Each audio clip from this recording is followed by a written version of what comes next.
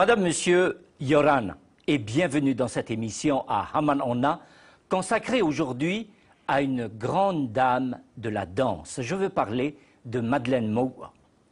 Cette femme passionnée et passionnante va créer dans les années 50 la première troupe professionnelle du Whenua, la troupe Heiva. Et pendant des années, avec beaucoup de patience et de volonté, elle remettra au goût du jour les grandes bases du Ori Tahiti, pratiquement oubliées par plusieurs décennies de présence religieuse. Aujourd'hui, nous ne parlerons pas spécialement de l'héritage que nous a laissé Madeleine au niveau de la danse, mais plutôt de la découvrir, de découvrir cette femme qu'elle était, ses passions et peut-être aussi de ses faiblesses. Et pour nous parler de Mamie, j'ai invité sur le plateau de Haman Onna Guy Lorenz, auteur, compositeur et interprète, et il est surtout le petit-fils de Madeleine Maua, et qui, mieux que lui, peut nous parler de sa grand-mère.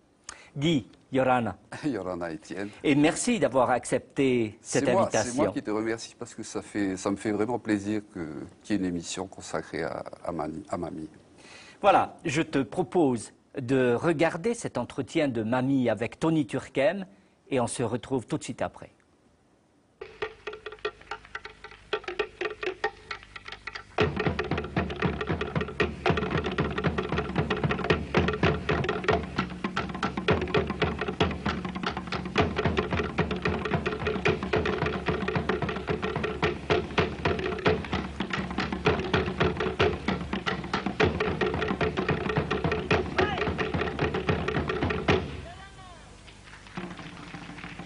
Au plus loin dont tu te souviens, à quel âge as-tu commencé à danser? À l'âge entre 6 et 7 ans, quand j'étais élève au Gambier avec mes petites amies. On allait aux oranges et dans la forêt des orangers, on dansait. On imitait les danses du juillet comme on avait vu chez mon papa. Et tu aimais déjà quand tu regardais? J'étais heureuse de danser, nous toutes. Toutes mes amies heureuses, c'était des éclats de rire. On allait prendre les tours qui contenaient du vin d'orange pour taper et faire le tambour. En chavirant ça, on dit non, c'est à mon tonton, c'est à mon papa. Non, c'est défendu, mon papa défend. Faire du vin d'orange, c'est défendu. Allez, il n'y a rien. On chavirait tout, on prenait un bois de goyavier, c'est moi qui tapais dessus et qui dansais en même temps et on s'amusait follement. Voici donc Madeleine. Celle que tout le monde appelle aujourd'hui Mamie est née le 5 avril 1899, peu de temps donc avant le début de ce siècle. Son nom complet est Madeleine Terorohei-Ari Maua. Terorohei-Ari est le deuxième prénom et peut se traduire par reine à la cervelle couronnée. Son père était de la famille Tamatoa, celle qui précédait la dynastie des Pomaré.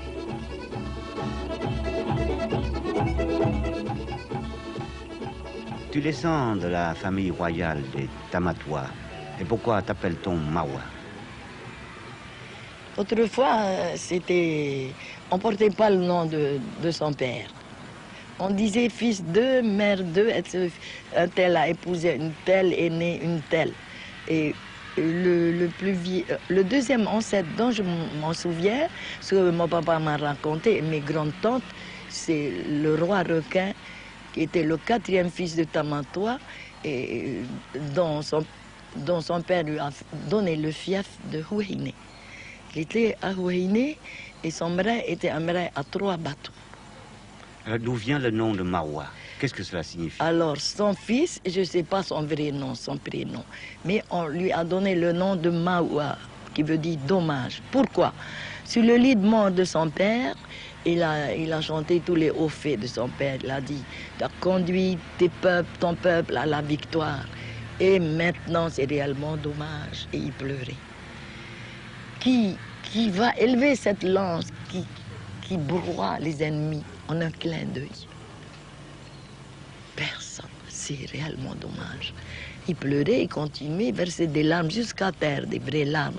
Un sage s'est levé et dit, mon fils, dorénavant, tu t'appelleras Dommage. Je dis en tahitien, Maua est ton nom, jusqu'à ce que le sable te recouvre le nombril. Bref, Alors on l'appelait Maua. Et alors il a eu des fils et des filles. et un qui s'appelait Tamatoa qui a été navigué. Alors il a cherché une jolie fille, il ne trouvait pas de jolie fille. Il était difficile. Bref, tu étais l'aîné Oui, d'une famille de 8 enfants. oui, Ton père aurait voulu avoir un garçon comme premier enfant, non? oui. Il était triste parce que la première est née une fille, moi-même. La deuxième une fille, la troisième une fille. Il était vraiment malheureux. La troisième, il a réellement pleuré, versé des larmes. Pourquoi? Parce qu'il voulait avoir un garçon. Il était un sportif merveilleux. Il pouvait faire le supérieur en frappant le tronc d'un mailloret et 3 fois il retournait. Alors sur les sabots, il avait fait un portique, il apprenait la gymnastique à ses garçons. Et moi, je le suivais partout. Je sais aussi aller en échasse. Je peux te battre, Tony. Je sais comment faire. Bien. Vous voyez, un vrai garçon. Parce qu'il m'a éduqué pour être un garçon. Tu as fait tes études à Vienno et tu es devenue institutrice à 18 ans, je crois, Oui. avec un premier poste à l'école centrale, puis ensuite à Paia, avant d'aller à Fakarava, puis de revenir à Papeete et à Paufai, cela jusqu'à la retraite que tu as pris Oui. à 62 ans. Oui. Alors, pourquoi as-tu choisi d'être institutrice? Quand un gouverneur est venu à l'école Vienno et a visité l'école, parce qu'il n'y avait pas beaucoup d'écoles. Puis j'étais la sœur tahitienne qui s'appelait Maoua. Toutes les autres portaient des noms français. J'étais la seule noire. Et puis il a vu les cahiers, questionné, on répondait, etc. Après il a dit, eh bien j'accorde une bourse, qu'est-ce qui va aller en France? Moi, la première, tous les doigts se lèvent. Qu'est-ce qui va aller en France? Alors, c'est pour qu'on aimait la France. Alors bon, eh bien j'accorde une bourse à cette petite là-bas. Et puis il montrait du doigt, il ne savait pas mon nom. Après je regarde à droite, à gauche, c'est pas moi, je suis la noiraude. Je croyais que c'était toutes les autres amies que j'avais. Mais non, c'est là qu'il a dit, non, celle-là, la petite noiraude. Alors, mademoiselle Maouard, levez-vous. Alors je me suis levée. Alors, monsieur le gouverneur me dit, la directrice vous accorde une bourse. Qu'est-ce que vous voulez faire? Vous voulez continuer vos études pour être quoi? Pour être avocate. Et pourquoi? Ben parce que c'est pour aider un peu les malheureux. Ah oui. Et puis quoi? Et si vous ne pouvez pas être avocate ou docteur, c'est pareil un peu. Mais après, j'ai changé. Je n'ai plus voulu être avocate parce que j'ai appris par la suite qu'il fallait défendre aussi les malfaiteurs, les assassins. Ah, j'ai dit, ah non, pas ça. J'aime mieux être institutrice. Non, j'aime mieux être docteur. Sur ces entrefaites, après, mon papa meurt aussi. Maman était déjà morte. J'étais chef de famille. Il fallait trouver un travail. Alors je me suis faite institutrice. On m'a demandé d'être à la banque. J'ai demandé quel était le travail. On m'a dit, voilà, vous écrivez ça. Et puis c'est tout. Oui. Ah non, je ne pourrais pas faire, monsieur le directeur. Et pourquoi donc me disait la directrice? Puis parce qu'on fait les choses, tous les jours on fait la même chose, j'ai peur de mal faire. Je n'ai pas dit fiou, j'ai failli dire fiou. Voilà. En tout cas, tu as beaucoup aimé ton métier. Oui. Parce qu'il fallait, vous aviez la liberté de chercher les moyens les plus vite. Pour apprendre à lire, par exemple, j'ai remarqué, étant toute jeune institutrice, surtout à l'école de Païen, où on parlait horriblement le français, je vais te gifler, il disait, j'aime mieux répéter, ah viens-moi, siffle-toi. Et puis les fautes d'orthographe, c'était épouvantable. J'ai gardé tous les cahiers.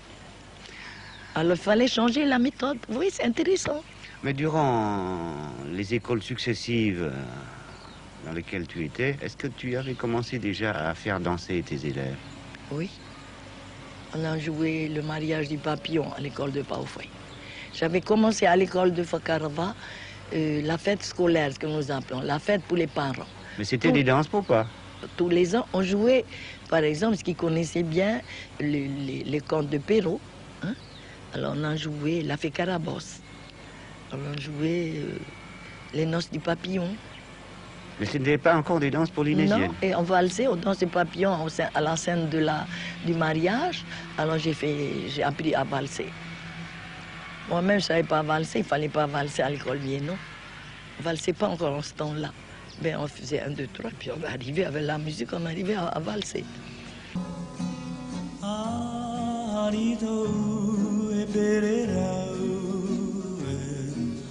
Maite manue mauene Yarere atu Hena te ara Pai mi te he trat mahine. Apa tu hore jate ya? Dum. Hama mai te tada tane.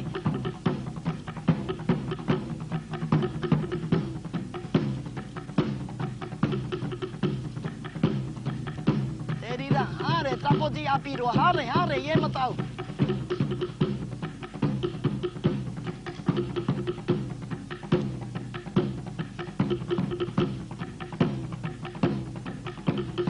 Ça fait combien d'années, Madeleine, que tu apprends comme ça à danser aux jeunes gens et aux jeunes filles?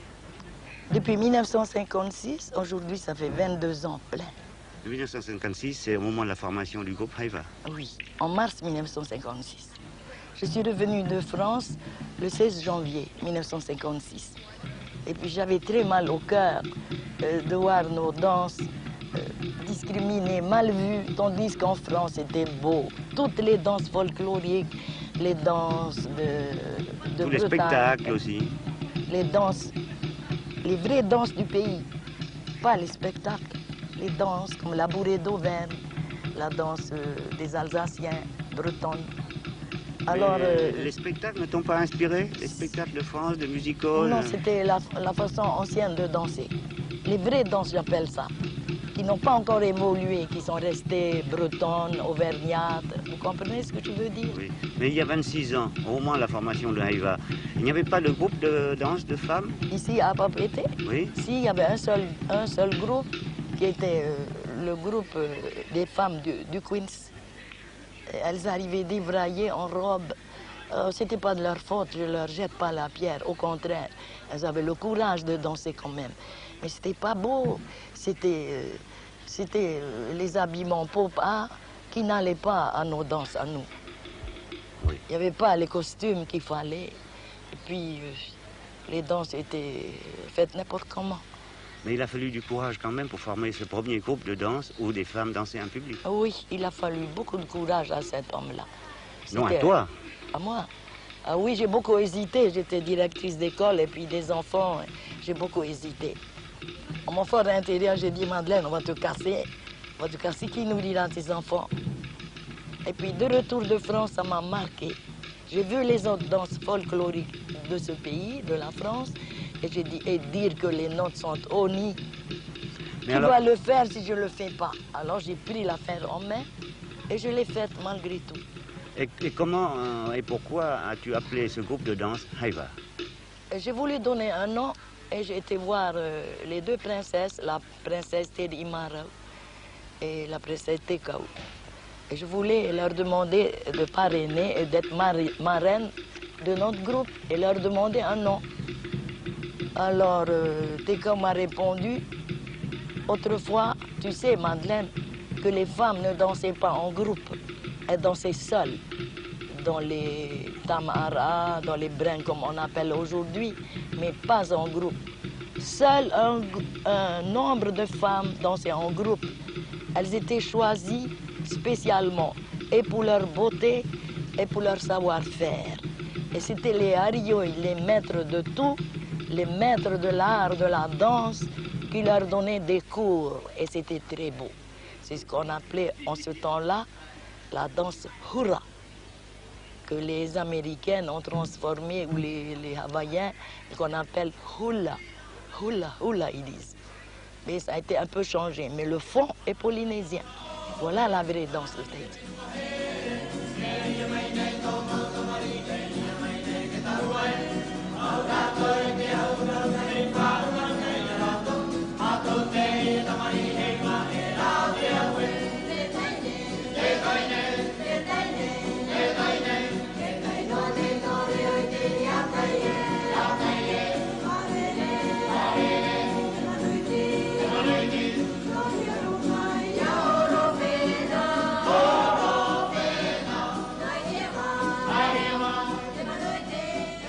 J'ai dansé pour m'amuser, comme ça m'inspirait. Ça venait tout seul, je ne sais pas pourquoi. Nous avons tous un fond d'atavisme, je crois. C'est dans le sang, tout ça. Un peu de joie et on danse. Que voulez-vous? Ici, il y a beaucoup de bruit, le rythme des vagues battant le récif. Le rythme des vents, quand j'étais toute petite au Gambier, ce qu'on appelle pororo, qui frappe la vallée, les parois de la vallée, qui revient. Ça fait un rythme spécial imitant le tambour et naturellement les petites filles se balancent. Je crois fermement que la danse est née de là, de ce battement des vagues, du bruit des vents, le rythme de la nature. N'est-il pas le plus vrai? Et c'est ça qui a formé nos danses spéciales. Pourquoi ce balancement des hanches spécial? Ce n'est pas le ventre comme les danses arabes. C'est le balancement, le lancer des hanches, un peu en ellipse, mais de droite et gauche.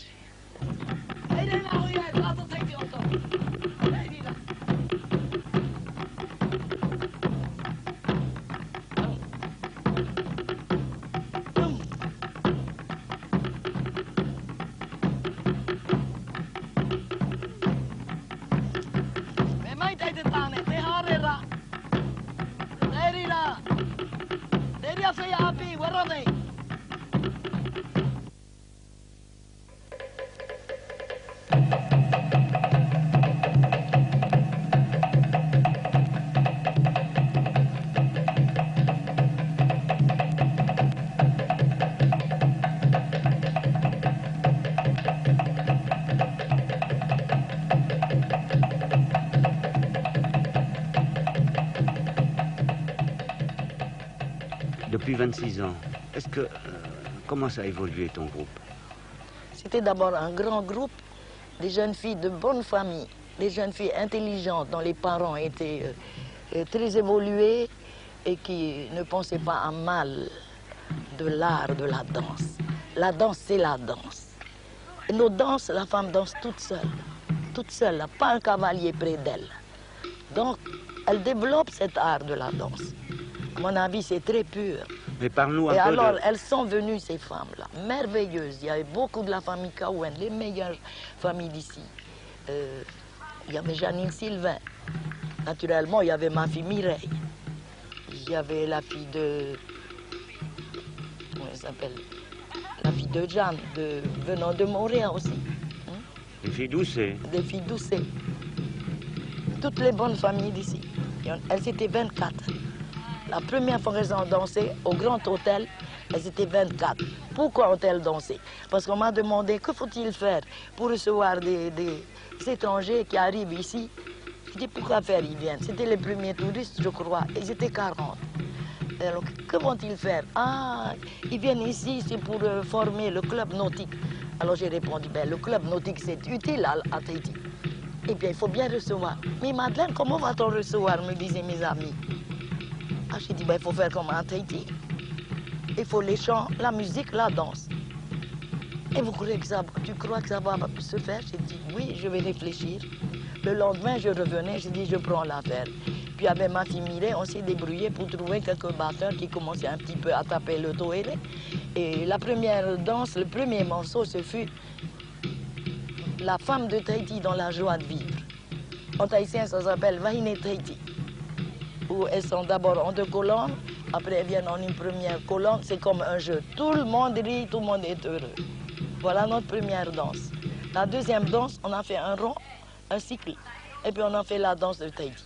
Ori Tahiti. Et non pas le tamouré, c'est affreux ce nom. La danse de Tahiti. Ori Tahiti, je traduis littéralement. Alors elles ont dansé. Naturellement, au début, c'était pas bien, mais il y avait tellement de joie dans tout ce que nous faisions que c'était parfait.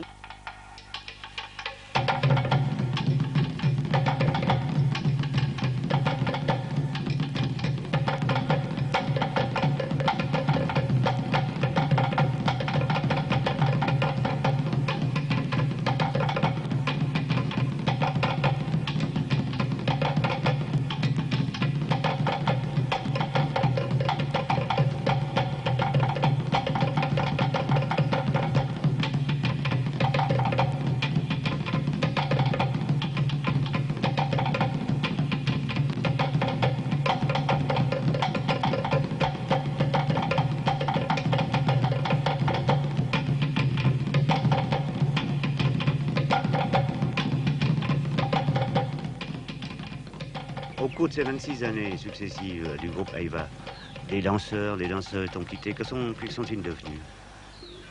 Ils ont créé d'autres groupes. J'ai créé la concurrence et des danses à Tahiti, il y en a un peu partout. Il y en a même dans les îles jusqu'à Taha. Donc c'était un de mes élèves. Et partout. Et je suis très contente puisque la concurrence est là, ça marche. Mais seulement, ce dont j'ai peur, ce dont j'ai très peur même, c'est qu'il commence à un peu changer. Un peu changer, à suivre l'évolution, je ne sais pas comment dire, à changer le vrai fond de notre danse, de nos danses. Est-ce que pour toi, ce J'ai changement peur est que bon ça- ou mauvais? Non, mauvais pour moi. Pour moi, il faut garder ce qui est ancien. C'est presque un culte. Il faut conserver. Sinon, il n'y a plus Tahiti, il n'y a plus les danses de Tahiti. Mais tu ne crois pas qu'il faut À mon aussi avis. évoluer un peu? Non, non, non, non. Il vaut mieux alors faire les danses. Il vaut mieux faire le disco, faire les valses viennoises, faire n'importe quelle autre danse. Chaque pays son danse. Conserver son pays. Voilà ce que Madeleine croit. Et que je voudrais que cela se fasse.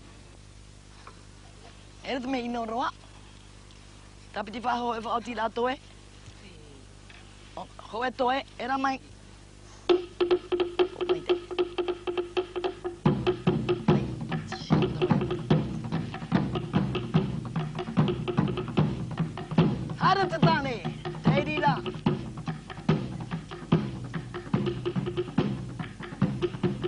Apero tuhude.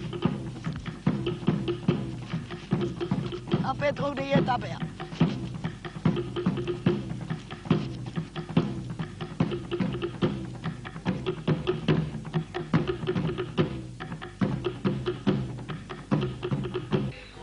Mais tes danseuses, tes danseurs, ça change et les jeunes arrivent et ils ont d'autres idées, ils ont appris autre chose. Comment trouves-tu ça? Autre chose, quoi, Tony? Je sais pas, ils apprennent de nouvelles chansons et... Nous parlons de la danse, les chansons, ça va. Oui. Ouais. Mais ils ont vu d'autres danses par la télévision, par le cinéma. Alors, à mon avis, s'ils ont vu d'autres danses qui fassent cette danse pure comme elles l'ont vue, et n'ont pas mélangé la danse de Tahiti avec n'importe quelle autre danse. Le disco, c'est formidable, on est libre. Ben, dansez le disco, mais ne mélangez pas le disco dans la danse de Tahiti. Vous comprenez ce que je veux dire? Moi, j'aime ce qui est pur, ce qui est net. C'est telle race, elle a tel caractère, et sa danse est ça. Je trouve nos danses magnifiques. Pourquoi? Parce que la femme qui danse, elle est toute seule. Elle n'est pas attirée par un désir d'homme qui vient et qui t'embrasse comme ça. On connaît, nous, les valses viennoises, c'est merveilleux, on se laisse aller. Mais c'est les valses viennoises, c'est la valse. C'est la danse à 3 temps. La noce, c'est à 2 temps et 4 temps. Il n'y a pas de 3 temps. Il n'y a pas de valse dans ce qui est haïtien. C'est tout un peu brusque. Un peu comme je vous ai dit, le vent fort qui s'abat dans les vallées, qui frappe les vallées et qui revient sur l'océan, qui chavire les bateaux. C'est tout ce rythme, nos danses. C'est ça, à mon avis, qui a créé les danses. Je ne sais pas, je sens ça au fond de moi.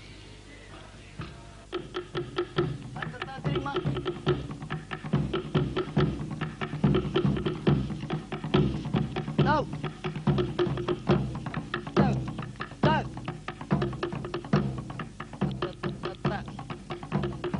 Tapet over even hoi.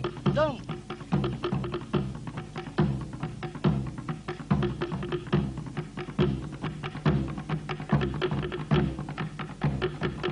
Are, ye tapea. Ate tani.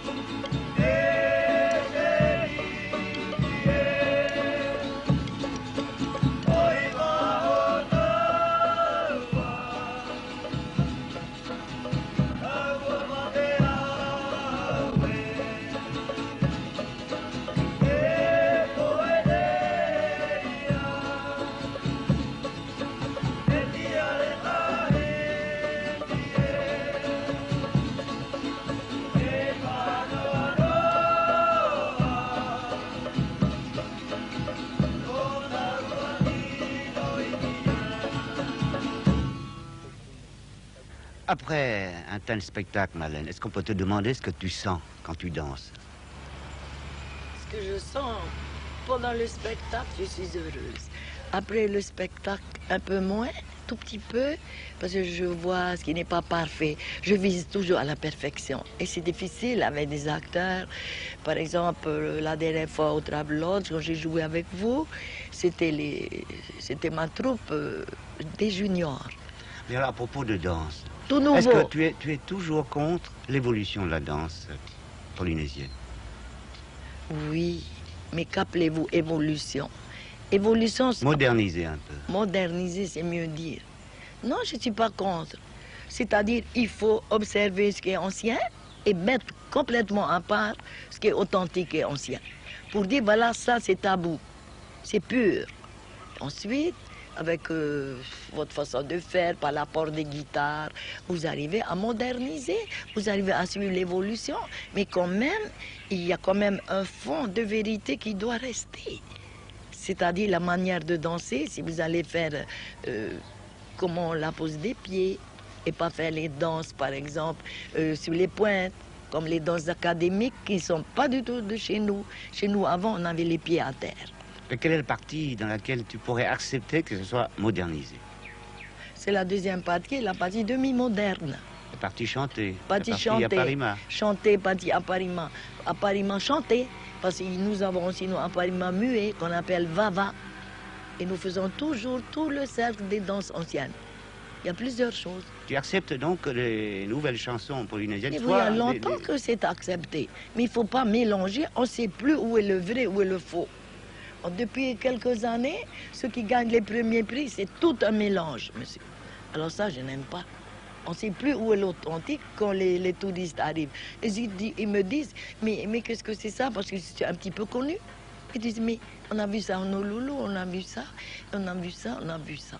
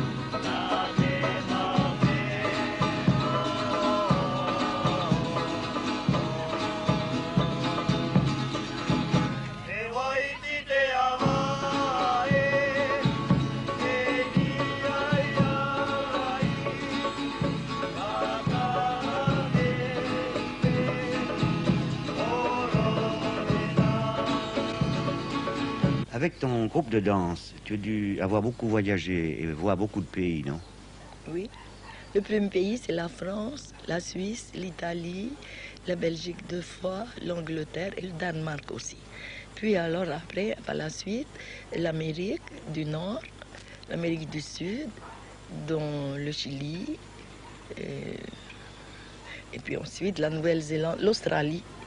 L'Australie aussi 2 fois, et la Nouvelle-Zélande quand il y a eu les Jeux du Pacifique, où Tahiti a été notée la première.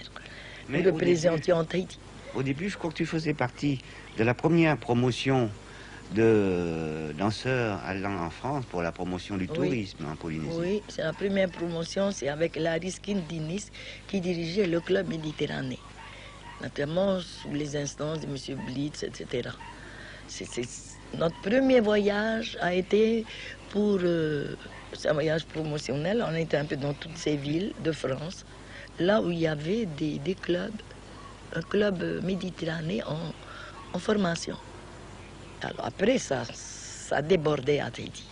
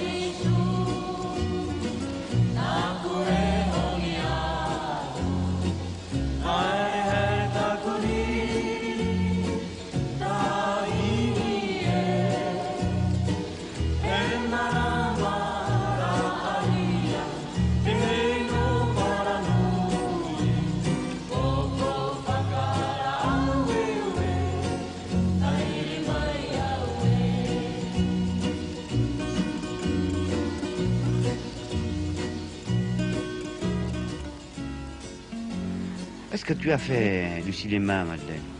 Oui, un petit peu. Combien La de films as-tu tourné? Oh, 3 peut-être. 2, 3.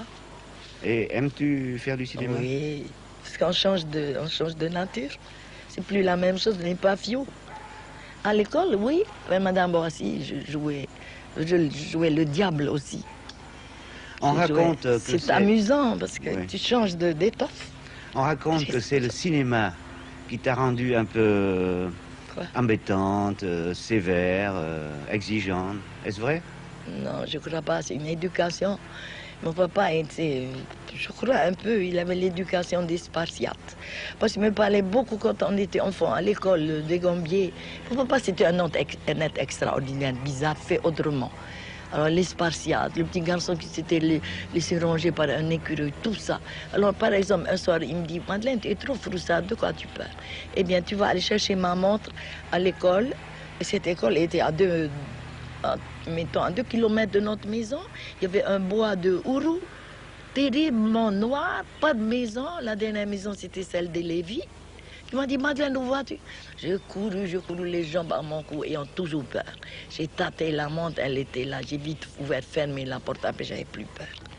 C'était pour me guérir. Vous voyez l'éducation que j'avais reçue. Je suis très difficile et assez... beaucoup de discipline à l'école. D'abord, mes anciennes élèves, Pio Drolet, par exemple, m'a félicité l'autre jour. C'est vrai, tu étais très têtu. Sévère. Tu étais têtu aussi, mais non? tu as fait des élèves, chaque fois, pas d'échec au certificat. Tout le monde était content. On a fait la gymnastique, les premiers, le basketball, tout ça. Là. Et j'étais heureuse.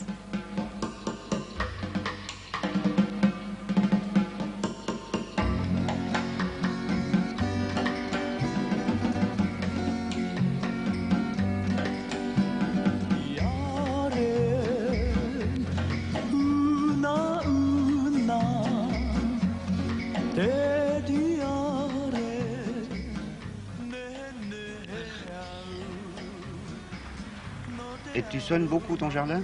Oui, et surtout ce jasmin parce qu'il va me servir de me protéger du soleil qui, l'après-midi, darde ses rayons dans la chambre. Me donne trop chaud.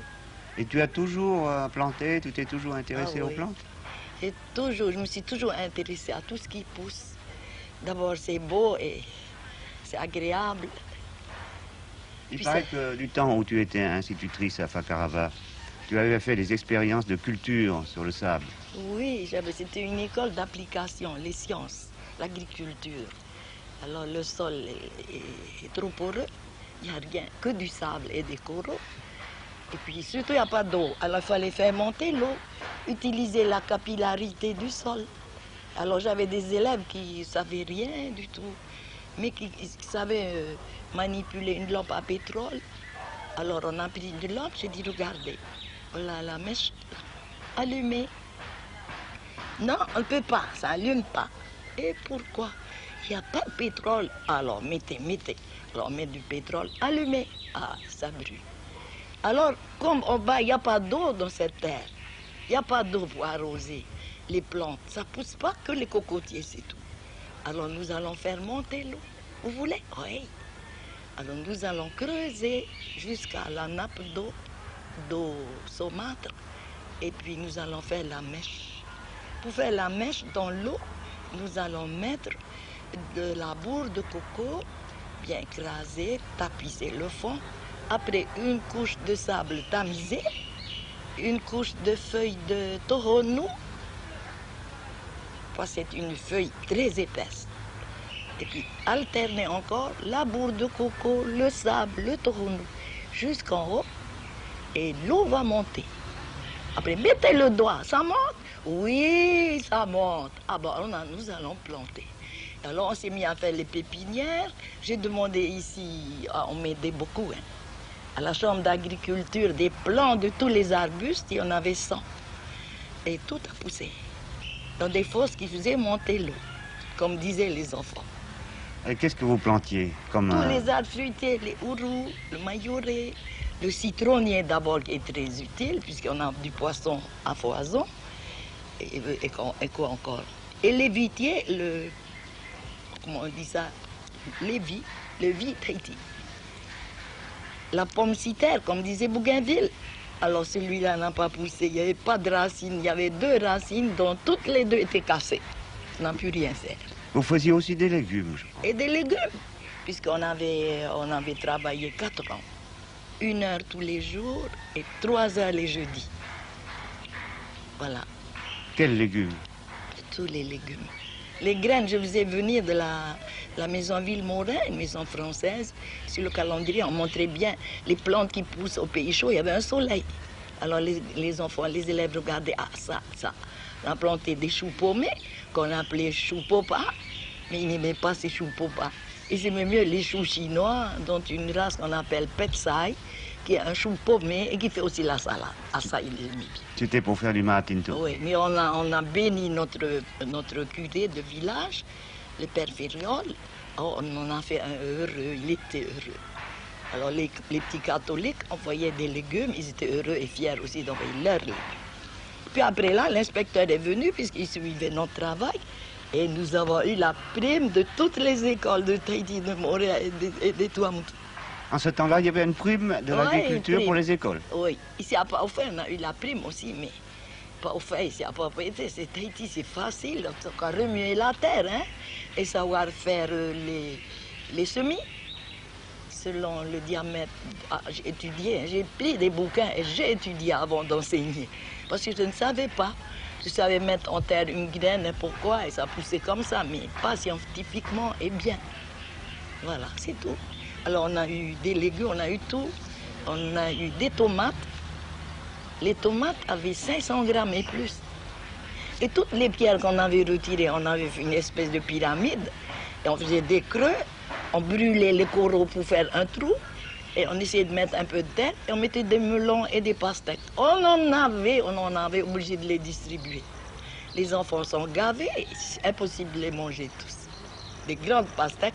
Et nous avons appris à comment les melons, à les traiter naturellement et à les pincer. À 3-4 feuilles, etc., etc. Mais, M. Tony Furken, j'avais, en bouquinant, je savais que dans les campagnes françaises, on faisait une espèce d'engrais qui s'appelait le compost. Et nous fabriquions notre compost. C'est bon les haricots. C'est bon. Tout nous m'aide là. Tout nous papa. Et puis à papa à tout tamiti. Il est à boy. Et ma tia noya on a. Puis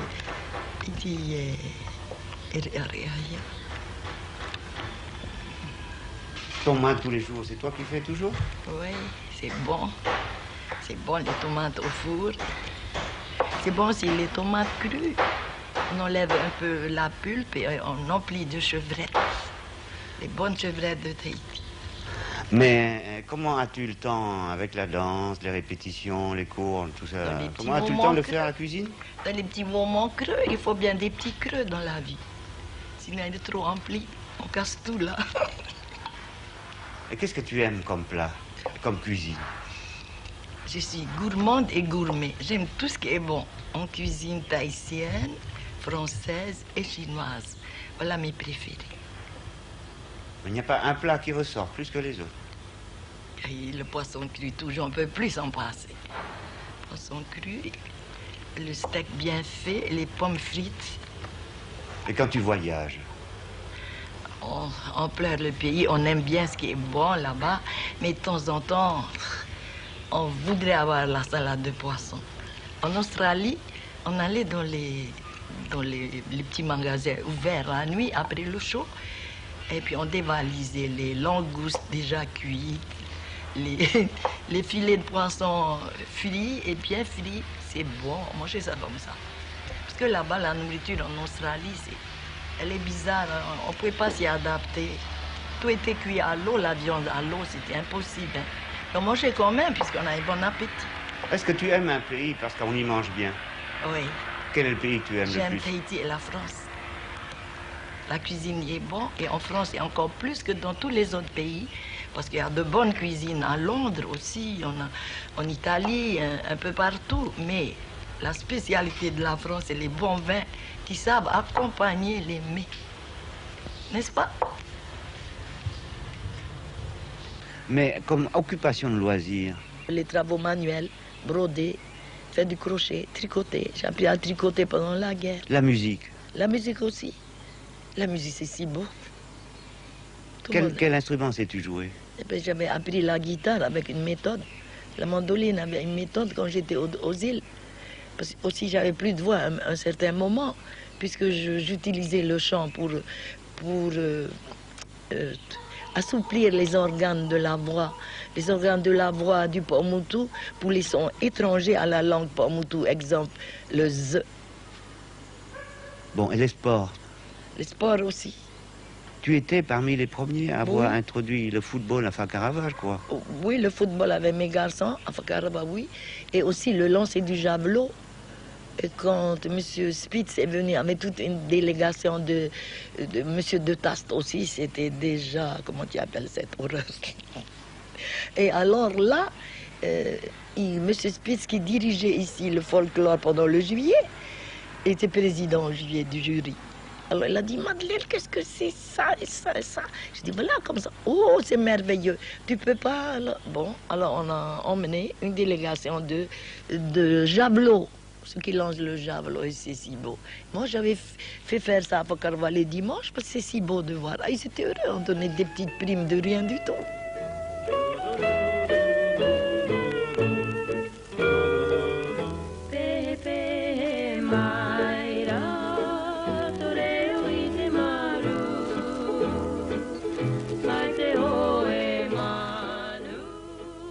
Tu t'es marié à quel âge?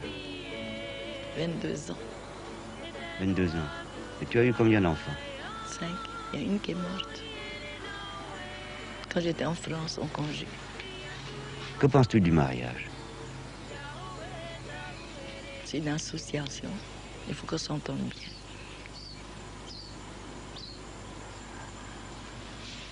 Et comment se fait-il qu'aujourd'hui tu sois seule? Si j'ai divorcé. Oui, mais tu aurais pu... Non, dans la vie, il y a souvent beaucoup d'embûches, beaucoup de... Quand je suis revenue de France, ça n'allait pas comme je voulais, c'est tout. C'est normal. Enfin, ce que je veux dire, c'est... Mais on s'est divorcé à l'amiable. Ce que je veux dire, c'est que tu as dû quand même aimer plusieurs fois dans ta vie. Oh là là, alors là, Santoni, tu vas un peu loin. Qui n'a pas aimé dans sa vie? Combien de fois as-tu rencontré l'homme Ah, de ta vie? Je ne vais pas raconter ça. Ça, c'est privé. C'est mon jardin de fleurs qui ne peut pas être vu.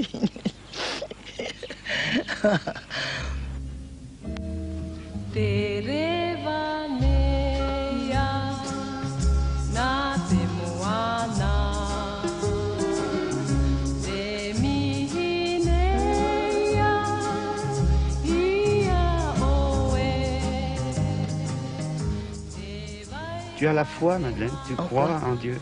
Oui, beaucoup.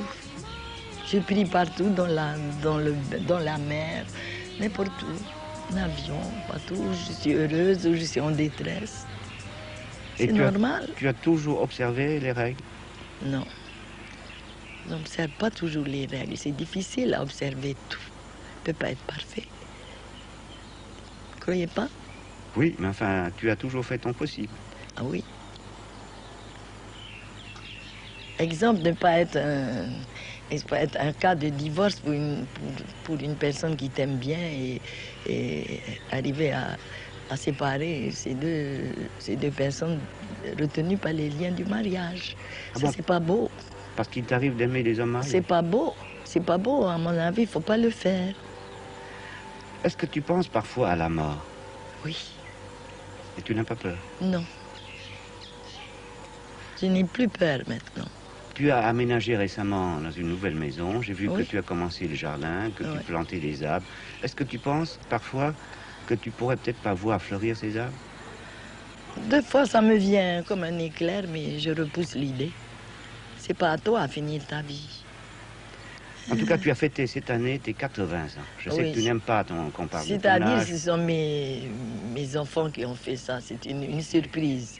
En tout Et cas, ça- c'est cette même année que tu as dû déménager, changer de faré, quitter Ouais. ta vieille maison coloniale dans laquelle Oui, tu as oui. vécu pendant plus de 40 ans, 42 ans. 40. Tu as donc dû sentir comme le temps passe, comme tout change, les choses, mais aussi les hommes. Est-ce que tu regrettes la vie que tu as choisie? Regretter ma vie? Non, mais non, parce que je sais que j'ai été utile comme je pouvais le faire. J'ai eu des bons enfants qui sont très, très bien, comme j'aurais voulu les avoir et qui sont ce que j'avais voulu.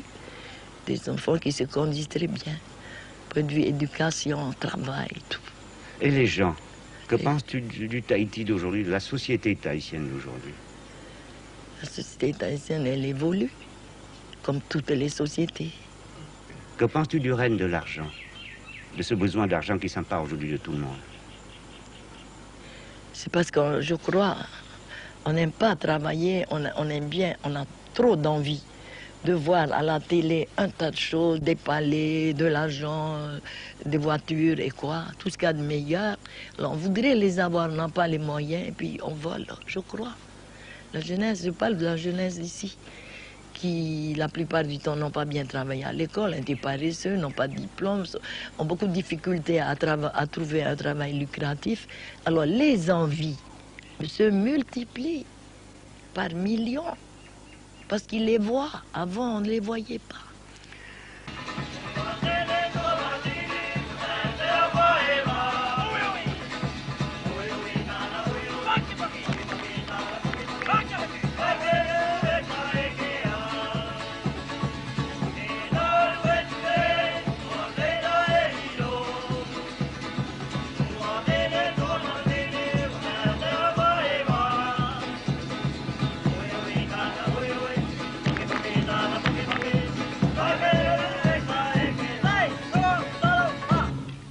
Madeleine, tu n'aimes pas beaucoup qu'on parle de ton âge. Pourquoi? Est-ce que tu as peur de ton âge? Non, pas peur de mon âge. Mais j'ai un peu honte parce que je danse toujours malgré mon âge. Alors j'ai honte de danser, je peux danser encore 1 heure. Réellement, j'ai honte. Quand je me rappelle de mon âge, j'ai honte. Mais tu sais quand même que l'âge, c'est aussi la sagesse. Ah oui, je sais, s'il faut réfléchir. Mais quand tu danses, si tu laisses aller à la joie de danser, tu réfléchis pas. Bon, en tout cas, est-ce que ton âge est-il devenu un handicap pour ta passion, pour ta danse? Non, point du tout. Mais j'ai beaucoup souffert, surtout ces dernières années, de la mesquinerie des gens. J'en ai souffert réellement et des fois pleuré. Est-ce que tu t'arrêterais un jour de danser? Je veux m'arrêter. Mais je cherche une personne qui est capable de travailler comme on travaille maintenant, travailler en jetant de l'argent. Il faut, pour mes juniors, puisque c'est une troupe junior que j'ai montée, il faut à 4 répétitions par semaine, cela fait 24 000 par mois, pour leur apprendre à danser. Et il n'y a pas beaucoup de danse, il y a trop de groupes, trop de groupes, n'importe quel groupe, des petits groupes, n'importe quel groupe, et pas assez de rendement. Comment voulez-vous que les danseurs veuillent danser? Il faut du travail.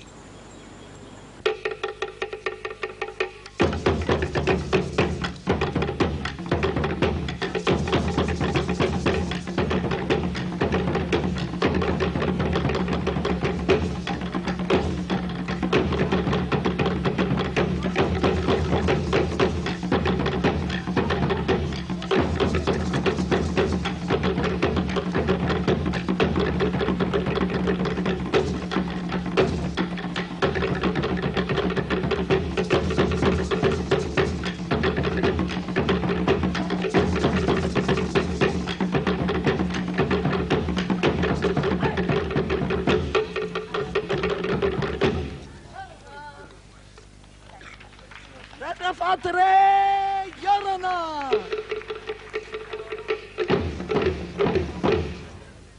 Mauratere et Mahohere Yorana. Tato Paurua Yorana.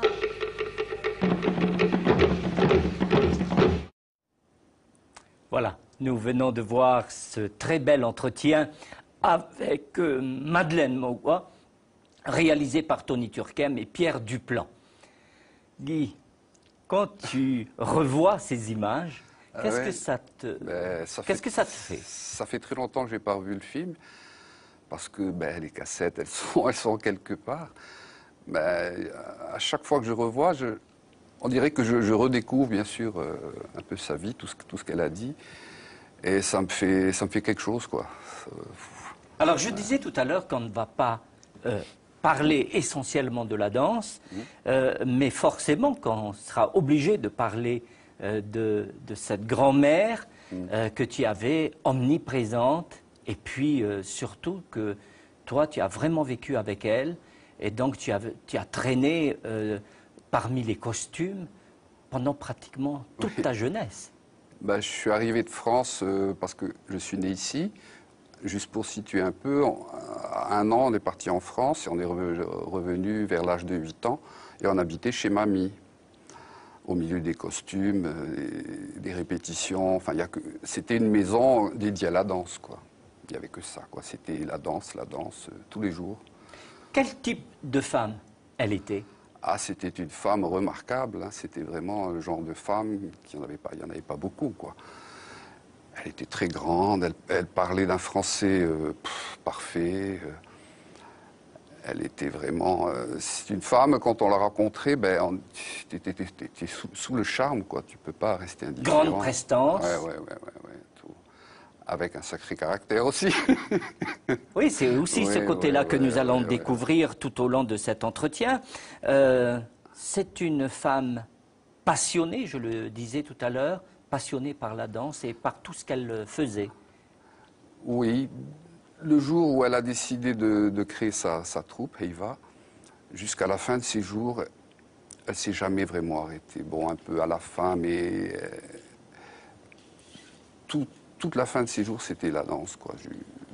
Pendant des années, elle faisait que ça, quoi. Est-ce que ça a été très difficile pour elle d'arrêter la danse?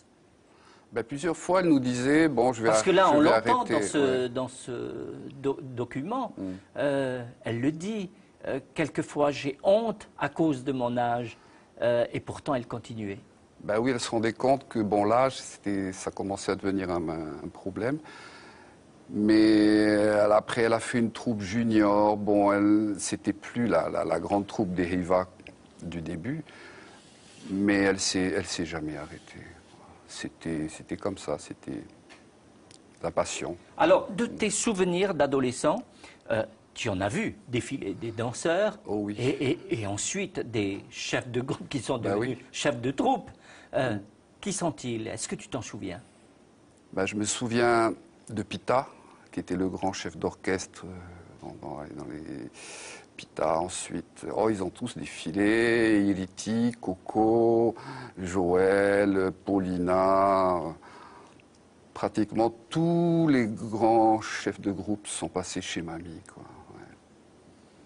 Alors, mamie, dans tout ça, c'était aussi, je vais dire, une femme qui gardait jalousement les traditions, parce qu'elle était très à cheval sur certains principes, et donc elle ne supportait pas qu'on déformait la danse. Enfin, la modernisation des danses, pour elle, c'était quelque chose de totalement banni. Ah oui, ça c'était son cheval de bataille, c'est-à-dire que lorsque les autres groupes se sont formés, ils ont commencé à changer, enfin voilà, à moderniser, et ça, elle ne le supportait absolument pas, quoi. Toute sa vie, elle nous parlait de ça. Ah non, non, non, ils sont en train de changer, ils font n'importe quoi, enfin bref. Il fallait la partie traditionnelle, la partie ancienne, et la partie semi-moderne ou moderne, quoi, voilà, avec les apparima et tout ça. Qu'est-ce qu'elle ne supportait pas? Elle ne supportait pas qu'on invente des nouveaux pas, qu'on commençait un peu à danser, pas n'importe comment, mais voilà, quoi. Elle supportait pas le tahiri sur les caisses de Sao, là, tu sais, on tape avec les tambours. Les grandes boîtes de biscuits. Ouais. Oh, il y a plein de choses qu'elle supportait pas. Ouais. Mais c'est surtout l'évolution de la danse, quoi, des pas. Et ça l'a beaucoup marqué. Ouais. Toujours en parlant de la danse, les costumes, elle attachait beaucoup d'importance à la confection de très beaux costumes. Ah ben elle était connue pour ça, pour la beauté de ses costumes, c'était quelque chose quoi, d'incroyable. Il y en avait dans toute la maison. Moi je dormais entre les cantines, les morets, les tambours, mais il faut dire qu'elle avait des grands costumiers, des costumières quoi. Moi je me souviens de Oura, bon les autres j'ai un peu oublié les noms. Mais tous les jours, il y avait toujours quelqu'un sur la terrasse pour les costumes quoi. C'était sans arrêt, c'était tous les jours quoi. Elle a beaucoup utilisé sa voix, elle chantait beaucoup. Elle chantait sur scène, bon, elle présentait, on ne peut pas dire qu'elle chantait vraiment dans ses spectacles, mais bien sûr qu'elle chantait, elle était musicienne. C'est elle qui m'a appris à jouer la guitare. Elle jouait de la mandoline. Oui, et je m'en souviens de cette mandoline parce que, elle en jouait plus beaucoup. Il y avait même un violon.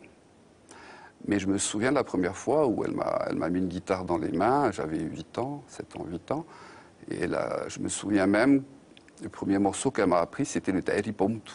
Donc c'était pas le plus simple à apprendre. Effectivement, elle était musicienne, elle composait, bien sûr. Elle composait ses chants. Lorsqu'on la prenait le week-end à Paia, elle était sur sa chaise longue, elle se reposait un peu, elle faisait sa petite sieste. Et souvent, elle m'appelait « Guy, apporte ta guitare, viens, j'ai un air dans la tête, quoi ». Et elle composait avec ses livres, ses contes, ses légendes et tout, son stylo. Et elle chantait, et moi, j'étais là en train d'essayer de... Elle chantonnait, quoi, là. Puis j'essayais de mettre des accords, quoi, dessus. Ah ouais, non, c'était quelque chose de... Guy, si aujourd'hui tu es devenu auteur, compositeur et interprète, est-ce que tu penses qu'elle a eu une influence sur toi? Oh ben oui. Ah oui, si, je pense que...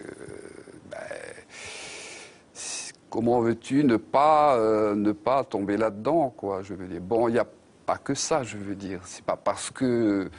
Je veux dire, je rentrais de l'école de Paufrey, j'étais à l'école d'en face, je rentrais le soir, il y avait répétition, et voilà, et j'étais dans le groupe des batteurs. Avec Pita et Liti, c'est eux qui m'ont appris à taper Toere, les pau et tout ça, quoi. Aujourd'hui, Ouais. si on te disait, Guy, tu rentres dans telle troupe, ce serait facile pour toi? Oui. Tu sais tout faire? Non, pas tout, mais bon, ce serait... Mais pratiquement. Oui, parce que j'ai un peu tapé, sur tout, quoi. Et je veux dire, ça reste, quoi. C'est pas quelque chose qui s'oublie.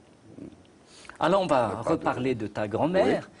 En dehors de cette femme qui sait être autoritaire, est-ce que c'était une grand-mère agréable, qui s'occupait bien de ses motos?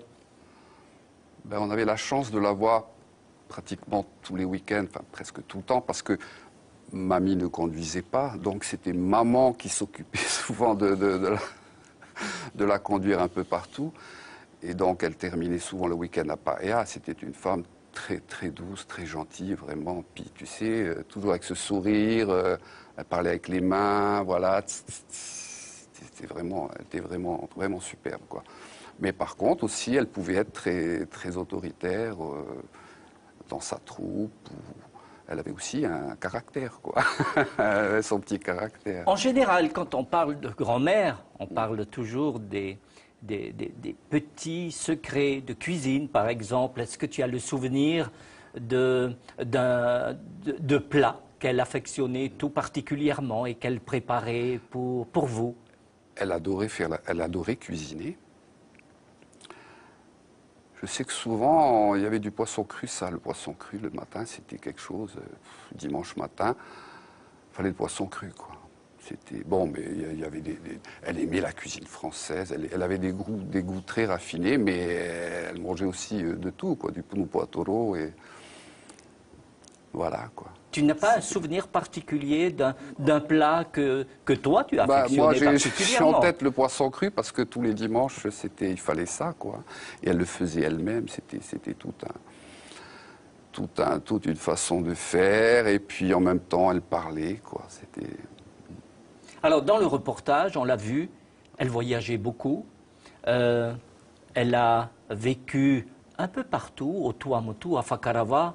Et tu en gardes d'ailleurs un bon souvenir. Enfin, tu me parlais de Fakarava parce que là-bas, malheureusement, elle a été bien malade.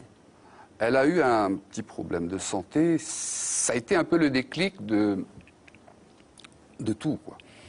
Et donc, elle était institutrice, directrice, et sa hiérarchie lui a proposé d'aller se soigner en France, quoi. Pour faire une cure. Bon, elle avait un petit problème, c'était pas quand même très très grave. Et donc, elle est partie en France pendant les grandes vacances, et elle a assisté à un festival de danse culturelle, quoi. Folklorique, elle le dit. Ouais, folklorique, avec toutes les régions de France. Et ça a été le déclic, quoi. Quand elle est revenue, elle a dit mais nous, on n'a pas... À l'époque, on dansait encore avec les pantalons ici, et les femmes avec les robes longues et tout. Oui. Et ça a été le déclic, et elle a dit mais nous, il faut qu'on fasse quelque chose, on est en train de perdre toute notre culture et toutes nos... Enfin voilà, quoi. Et donc ensuite, comme elle était enseignante, elle en a parlé à sa hiérarchie, l'inspecteur et tout ça, quoi. Ils ont dit voilà, j'aimerais faire une troupe. Bon, est-ce qu'il n'y a pas de problème? Est-ce que je peux? On lui a donné le feu vert. Je dis ben oui, pourquoi pas? Voilà, il n'y a pas de problème. Et seulement le problème, c'était un peu les costumes, quoi, parce que bon, ben il fallait enlever les robes et les pantalons. Il fallait... Et elle était quand même inquiète. Elle dit ah là là, comment ça va? Surtout pour sa première prestation. Ben oui, avec des tapés à titi, et des parés, quoi, et des mourets. Et ça l'a quand même travaillé. Et puis, son premier show, quoi, son premier spectacle, c'est très bien très, déroulé. très bien passé. Et depuis, elle a eu le feu vert. Et puis ensuite, c'est parti, quoi. La troupe n'a cessé de se produire un peu partout. Alors, tu me parlais de costumes tout à l'heure et tu disais que Mamie était un peu à l'origine de la création du tapé à titi en coco. En les coco. coco. Bah oui, avec papa, avec mon père. Parce qu'on était toujours... On voyait Mamie tout le temps, c'est ça. Et au début, ils avaient c'était en tapa ou alors avec des coquillages, là, tu sais, les petites porcelaines, là. Et puis c'est mon père qui m'en a parlé. Il dit, tu sais on a créé le Titi Coco, quoi. Voilà, une petite anecdote. Alors, pour l'éducation, on a vu quand partout où elle va, et notamment au Gambier, elle s'intéresse, mais vraiment à tout. Et particulièrement à l'agriculture, à la façon de planter. Dans sa vie, ici, toi qui l'as connue, est-ce qu'elle le faisait réellement? Ah oui. Elle avait toujours soit un petit potager, soit elle plantait dès qu'elle pouvait. Quand elle le pouvait, c'était plutôt le matin.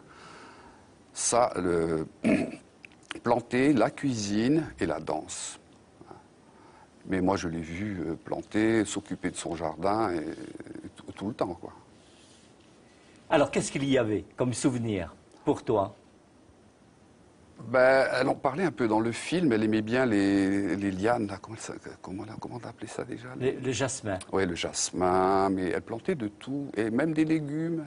Parce qu'à Fakarava, elle avait fait faire à l'école, elle avait fait un genre de potager où elle avait réussi à... Elle importait des graines de France pour faire pousser des choses qui normalement ne devaient pas pousser là-bas dans les Tuamotu, quoi. Ouais. Ah oui, c'était une femme très, très active, quoi. Très remarquable. Ouais. Alors, on l'a vu tout à l'heure, pendant toute la durée de cet entretien avec Tony Turckheim, la manière dont elle oui. parle, de raconter les choses, de dire les choses très simplement, mais avec des mots... Ah oui, elle avait un français parfait, quoi, avec des mots soutenus. Et lorsqu'elle était avec toi, par exemple, et avec... Elle parlait aussi beaucoup avec les mains. D'ailleurs, on le voit dans le film, elle était toujours là, voilà, quoi, elle dansait en même temps.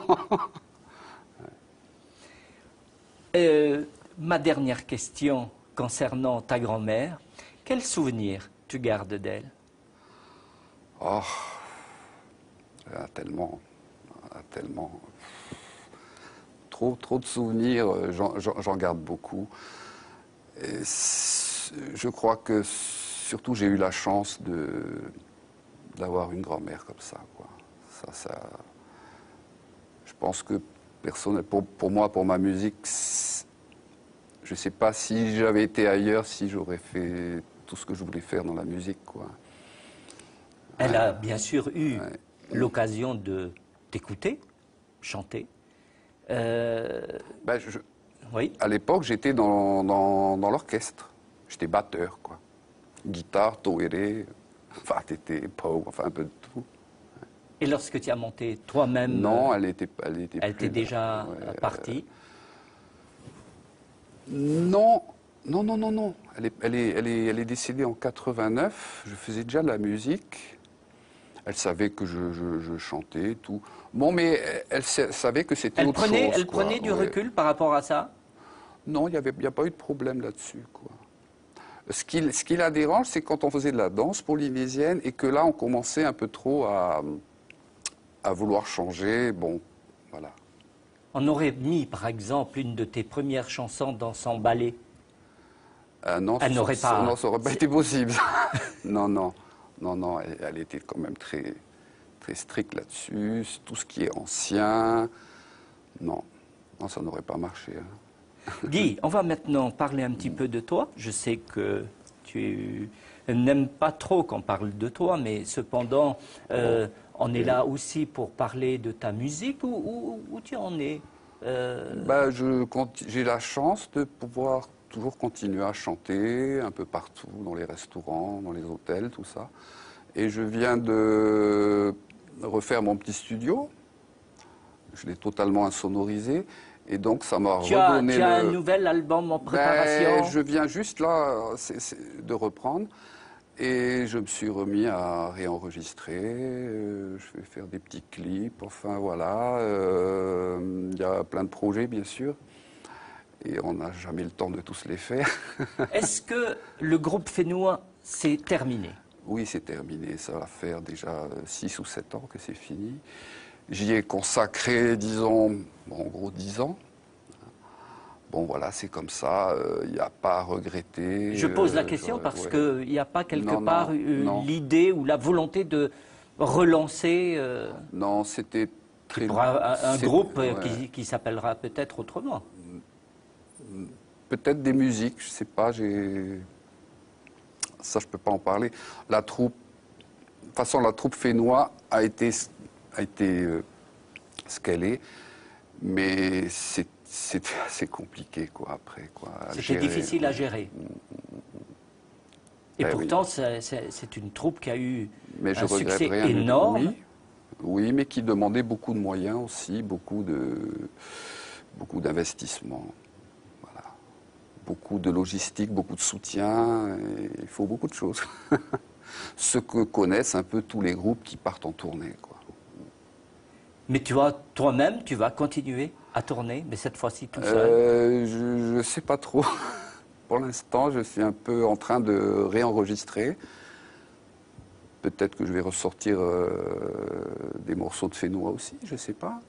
Peut-être pas avec la troupe, enfin, je ne sais pas du tout. Pour l'instant, je suis en train de m'y remettre, quoi. Voilà. De te rechercher? Non, de me remettre. J'ai tout réinstallé et puis ça te redonne envie de recomposer, quoi. En tout cas, Guy, merci beaucoup d'être... C'est moi qui te remercie. D'être venu sur le plateau de Haman Onna pour nous parler surtout de ta grand-mère. Et merci pour elle, quoi. Merci beaucoup. Maruru. Voilà, nous sommes arrivés au terme de cette émission.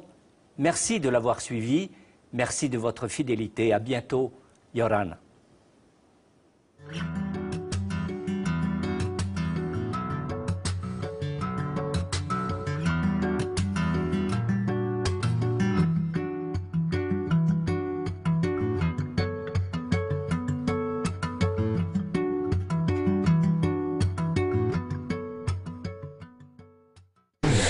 Votre soirée sur Première.